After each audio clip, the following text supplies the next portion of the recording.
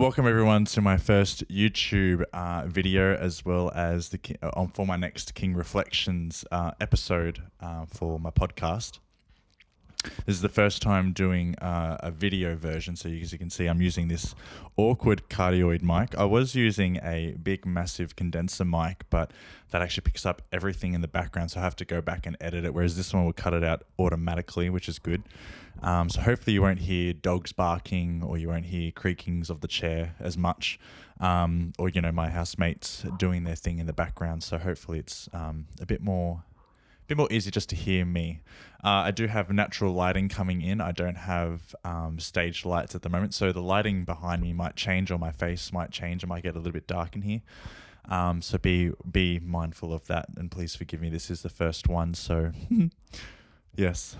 Anyway, I'm a bit nervous. This is my stormy first draft, as Brene Brown would say, or stormy first time, not draft, time.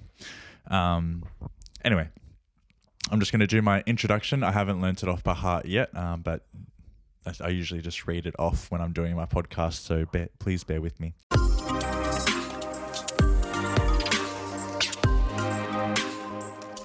Welcome everyone to another King Reflections episode, where we draw attention to our thoughts, attitudes, mentalities, beliefs, and behaviors, and challenge them to see if they serve us or enslave us. Don't forget to subscribe to our podcast on whatever platform you're using, whether that be Spotify or Apple Podcasts, and also follow our Xander King brand on Facebook, Instagram, and YouTube, spelt XNDR King.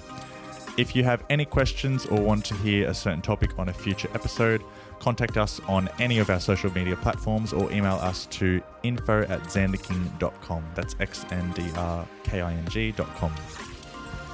Now the introduction's out of the way, I have thought of putting ornaments on the desk or things behind me, but I haven't got to that stage yet. I thought, this one just simple, clean. My computer, because obviously it's connected to the microphone, so I can see the audio, make sure it's actually working properly, because I don't have a background person checking that.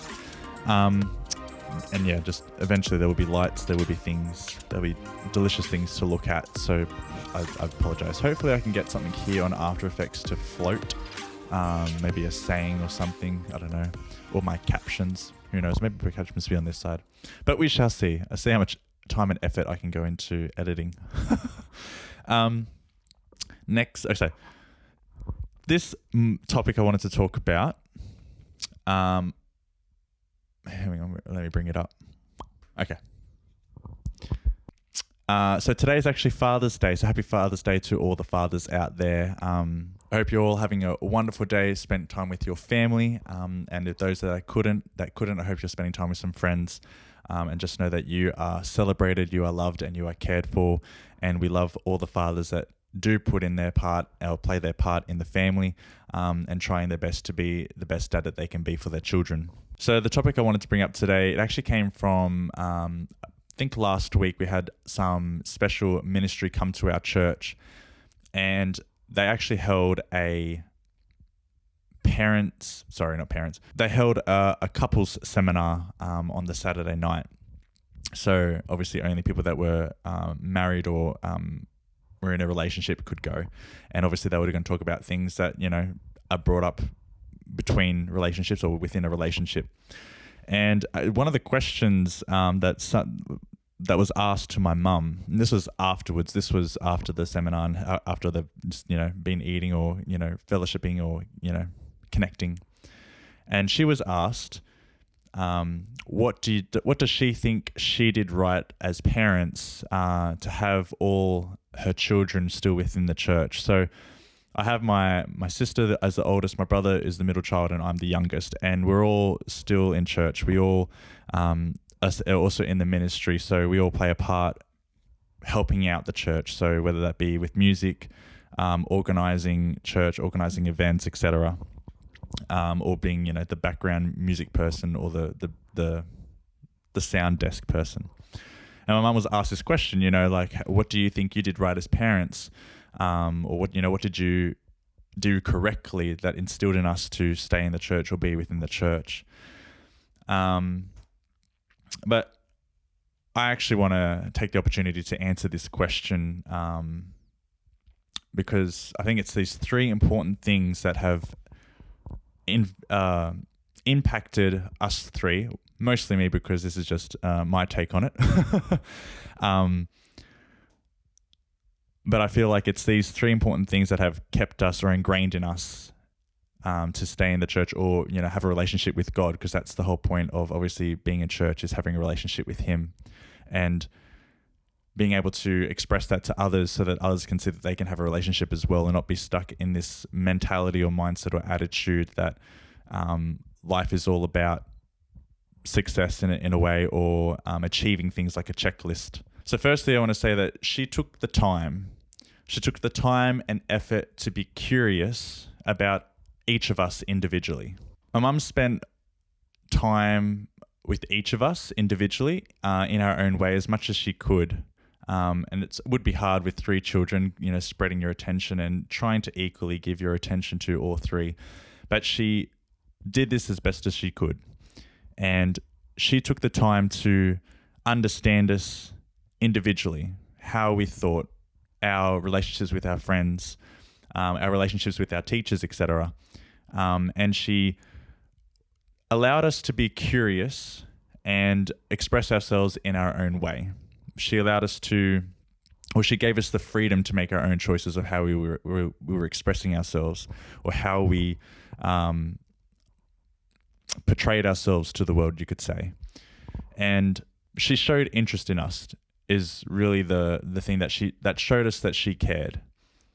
And that when she allowed us to be curious of our own personalities and our own expression, or the way we perceive life and the way we want to portray ourselves in life, or how we want our attitudes, and she allowed that to happen. She allowed that little bit of independence, you could say, or intuition. She didn't try and push us or mold us excessively into a tight mold or tight fit, as most people think that the church does. She allowed us to be individuals. Of course, there was discipline and correction of when we were behaving incorrectly or inconsiderately towards not just her and Dad as parents, but also to public people as well, like adults or family friends, or even in public in certain situations like at the mall and stuff like that. So there was discipline, and there was a correct sense of paternal instinct there to mold us so that we weren't, in a sense, a nuisance, as Dr. Jordan Peterson would say, as a nuisance to society. Our parents did correct us when we were misbehaving and were inconsiderate to others. So just that she took the time and effort to be actually interested in us, actually interested into who we are as people. Even as a child, she would try her best to talk to us as if we were adults, or express to us or connect with us as if we were human beings and not children, not something that just is supposed to be seen and unheard. She took the time to actually get to know us and why we thought the way we thought, why we behaved the way we behaved, etc. So that's just number one. She was really interested in us, and she was curious and took the time to with us as individuals. Secondly, she sacrificed her energy, time, and effort to give us opportunities to experience things in life that she didn't get to experience when she was a young child. And this is, in a sense, both Mum and Dad. They both had sacrificial qualities. Mum allowed us, or tried her best for us to get involved in community events or, extracurricular activities, such as I played basketball since I was 7 years old. I learned to play the piano when I was really young, but then stopped multiple times.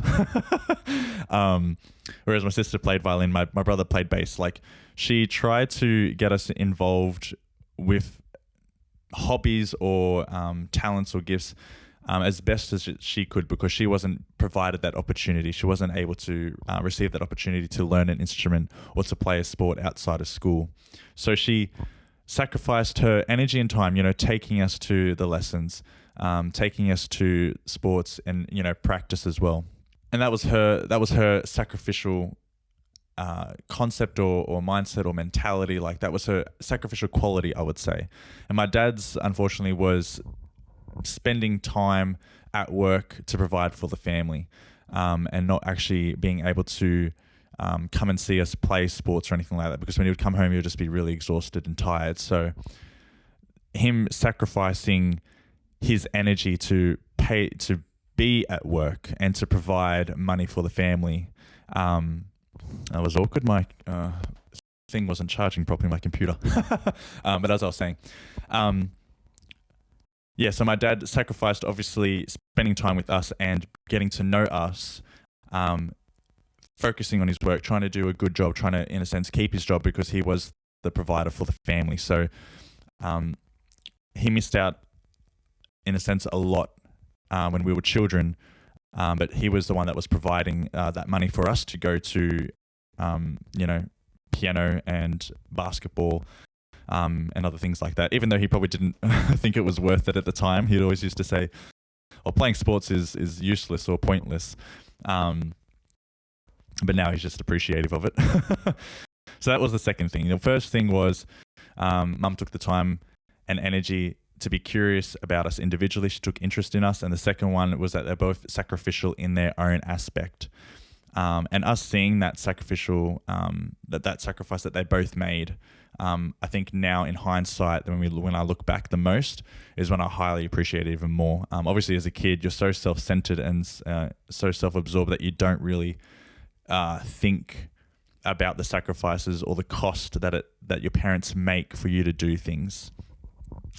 The third thing is that my mum and dad were great examples of having a relationship with God, having genuine faith, and that rubbed off onto us, I believe.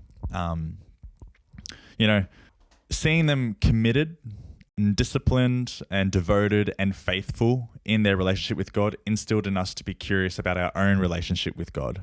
And one way they sort of did this was sometimes we would catch them praying. Dad used to talk to God when he was washing the dishes or something, and when he thought no one else was home or no one else was around, he would talk to God, and you'd hear him sort of whispering to God. And that just showed like how much, especially to us, that he was devoted to his relationship with Jesus, and seeing that they were both putting all their faith, even financially. Like a lot of the times we were not that well off, but we made it through because each time they would pray and there'll just be money coming in. Mum sometimes said that there'll be money in the letterbox. She would open the letterbox and there'd be some money in there to get through the week or the month. And I think with these three elements affecting each of us, one being the most powerful, the first one, how I said she took the time and was interested in us. Nothing shows someone more than anything that you care is when you actually show interest in them, and when you genuinely want to know how they're doing or what they're thinking or feeling. And you're not asking because you want to push your agenda or push your thoughts or your way of thinking onto them. You're interested in how they work and how they work, in the sense of why they think and behave and do things to bring out their outcome or their portrayed expression, if that makes sense. And Mum did that for me most. I only be able to talk to myself. I can't really talk excessively about my brother and sister. I can't. Their experience might be obviously different, and their perceived experience will obviously be different. But for me, Mum showed a lot of interest in how I thought, how I think, how I was so sensitive all the time throughout high school with relationships, with my friends, and just the drama that came with it, I guess. But she took the time to be patient, to listen. And most of our conversations and connecting was in the car when she would drive me to basketball or to music practice or anything like that. Just appreciating and observing the sacrifice that Mum and Dad made, and also obviously their genuine relationship, just instilled in us that, that's what love is. Love is going beyond yourself. You're pushing your own desires, in a sense, aside, or you change your desires to, I want the best out of my child. I want my child to see that there is a God, and that they will have the best blessings in life, in a sense, and a lot less suffering if they just trust in God. And that was highly, I feel, instilled in me growing up. And that there's nothing more important than my faith or my relationship with God. And sometimes we have to sacrifice, as God asks us to sacrifice ourselves, a living sacrifice, to bless others and to help others as much as we can, because we want them to not suffer so much. And I think our parents as great examples was one reason why I have stayed in the church a lot. So I just want to take the time now to thank my parents. So thank you, Mum and Dad, for persevering with us. And as much as we were a nuisance when we were children, and, we fought, obviously, as children do, but we do appreciate everything that you've done for us. We do appreciate the energy and effort that you put into us individually, getting to know us and making those sacrifices for wanting the best for us, and also being a great example as a leader, leading us children into having a relationship with God, and knowing that it's not all about us. It's not only us that should be receiving blessings, in a sense. It's not us solely that should be focused on getting blessings, but being a blessing to others, being a friend to others, and showing and expressing love the way love is supposed to be expressed, in a sense. So thank you very much from me. I can't really say thank you from Samuel and Janie, but thank you so much from me.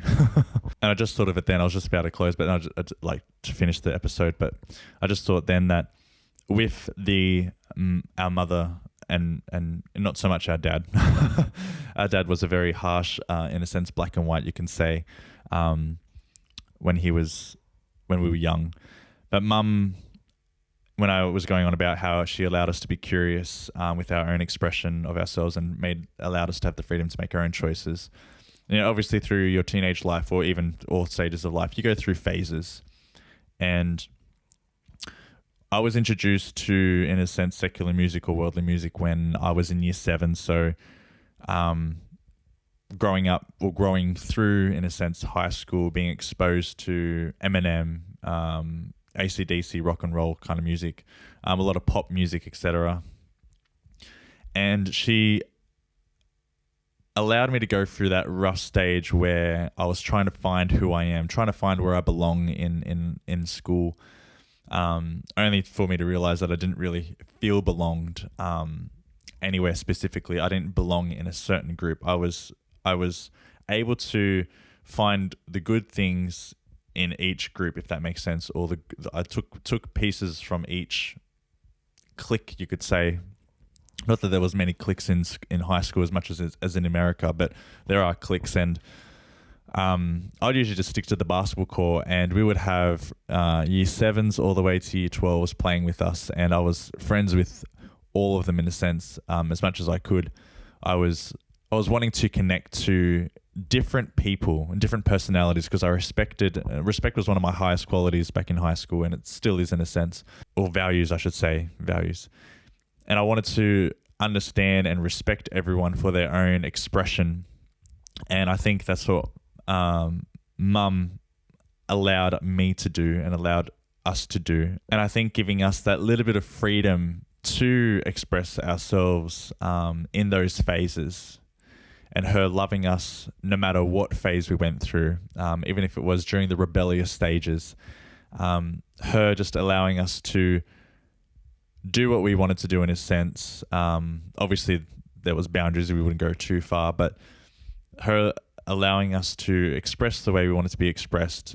She didn't condemn us for having a different mindset or a different way of thinking to her. And her giving us that little bit of freedom, that little bit of creative expression, I would say, just showed how much she cared for us. She allowed us to be independent and to learn and grow on our own, from our own choices, from our own mistakes. And I think that's what's so great about growing up is having the ability to allow people to grow, allow people to make mistakes, and not condemning them for that. And she didn't shame us as much as we go through a lot of shame when, being brought up in school and through church and through work, etc. She didn't shame us when we did something wrong. She allowed us to grow. She allowed us to push through our own growth and deal with it in our own way.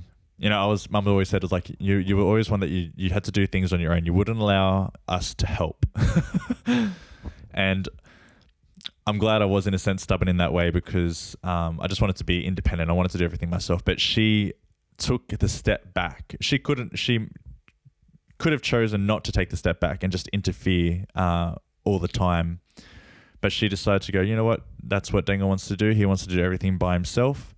Well, then I'll let him. And her taking that step back is definitely an expression of love and a blessing, because then I was able to grow on my own 2 feet. I was able to make my own mistakes and push through my own emotions, rather than getting Mum to save the day by, fighting all my battles, calling on her when I had an argument with the teacher or an argument with a friend or an argument with someone at work, etc. I had to fight those battles myself, and she respected my wishes of her not interfering, and she let go, in a sense, and allowed me to grow in my own growth. And I think that's what a great parent does, and a great mentor and a great teacher does. It allows their children or their students to learn from their own mistakes, to grow on their own path. And sometimes you fall or trip over on that path, and you should have actually cleared that log that's in the way. But no, we decide sometimes to trip over, and that mistake is just like, well, I hurt myself. I should have cleared it in the first place, but I didn't.